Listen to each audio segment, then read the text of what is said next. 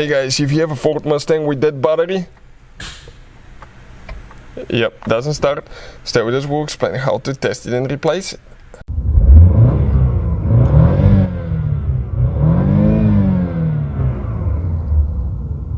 Hey guys, welcome back to Electrical Car Repair Life. Thank you guys for watching and subscribing to the channel. Today will be super helpful video to any of you having a Ford Mustang, guys, 6th generation Ford Mustang.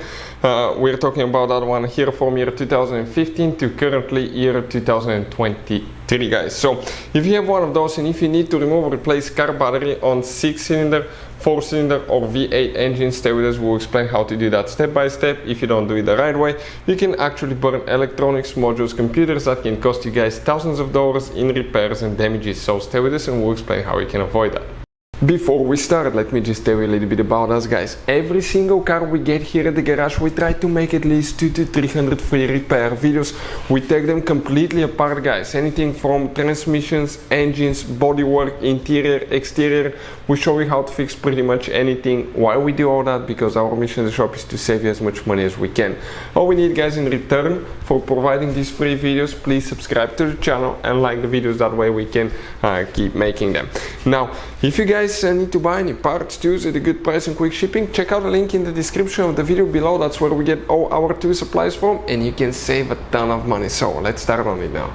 Step, we need to go ahead and open the hood. We'll demonstrate on a V8 Mustang here, the 5.0, but even if you guys have a 4-cylinder or 6-cylinder, it will work about the same. Always use gloves. It's recommended to use chemical resistant gloves when you're working on batteries because there could be acid that can burn your fingers. So we're going to come right here. The battery will be under that cover. Usually you have one clip that you need to remove and you pull that cover out. Now it's very important before we continue, well, let's pause for a second. It's very important which battery terminal you're going to disconnect and reconnect first. If you do it the wrong way, you can burn, guys, the engine computers, modules, electronics, and that can cost you thousands of dollars in repairs. How we know about that? Based on our experience, we've done it, guys.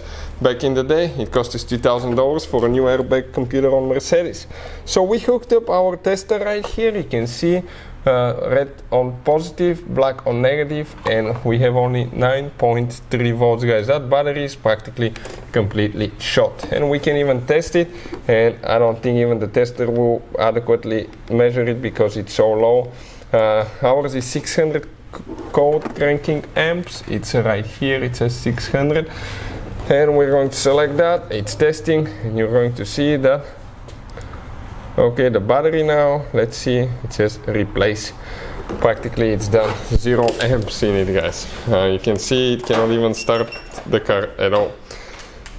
So how we're going to do that now? Pretty simple. We're going to get a 10mm socket. We need to use a 10mm on the we're going to remove the negative. Okay, the negative one first, and make sure you put it on the side. We're going to get the positive now and do the positive next. Perfect.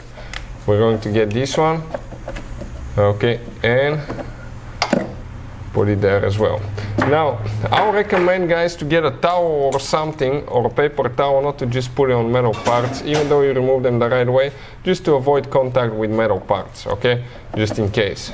Make sure the positive doesn't catch or anything too. 8mm socket, we're going to remove the bracket here. That's the mount. We're going to go ahead and pull it out. Perfect. We can grab that car battery now. Okay, and let's see if it's going to come out. You slide it to the front and you pull it out. This is the old one. Let's get the new one now. Okay, perfect. This one, brand new. So we're going to go ahead, remove the caps.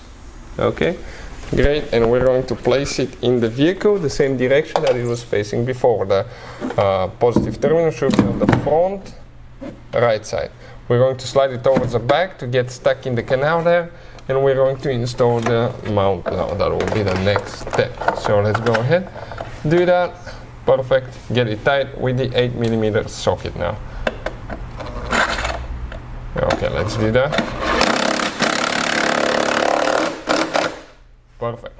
Now, first you install, guys, in reverse order. I will recommend to get some sandpaper. Don't do it over the paint, and clean the terminals, guys. Okay, if they have some corrosion, clean them, wipe them. Okay, watch this one. It was a bad battery and that caused some corrosion and build-up as well. Do not breathe that stuff and don't get it on your skin. Now, positive looks pretty good. Okay, positive is clean. First terminal you're going to install will be the positive terminal, guys. Okay, the positive terminal, make sure it's all the way in. Perfect, like that. We're going to get it tied. That's it, not to strip them. Next, we'll go negative. You may see sparks coming off when you connect it, that's perfectly normal. Don't forget to install your cover here next. That will be the last step, but that's pretty easy, you just put it on. Let me just come here and show you if it's going to fire right up after the battery replacement. Now, if we come here, let's start it. Yep, right there.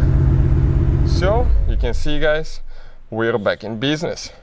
You can use a battery corrosion preventive spray. This is really good. We'll put the link in the description of the video below where you can buy new battery and new spray. Spray the terminals so that way they do not corrode, guys. Okay, perfect. So that's how we do it. Hopefully the video will be helpful to any of you having a Ford Mustang. Thank you for watching and see you next time.